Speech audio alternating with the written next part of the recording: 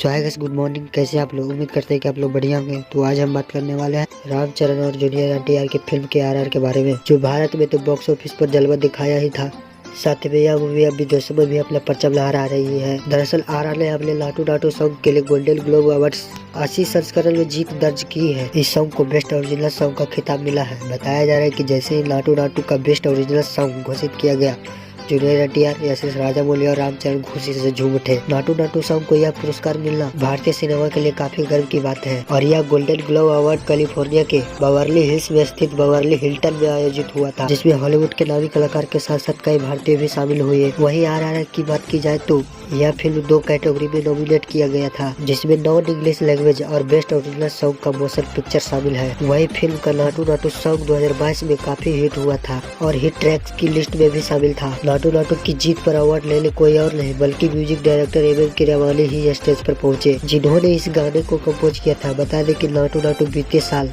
12 दिसंबर को ही golden globe awards के लिए नॉमिनेट हो गया था। जानकारी के लिए बता दें कि बॉक्स ऑफिस पर तो 1200 करोड़ रुपए की ज्यादा की कमाई की है। Film director S S. Rajamouli, music director M M Keeravani और रामचरण जूनियर एनटीआर के बारे में क्या कहना चाहते हैं कमेंट जरूर करें। धन्यवाद।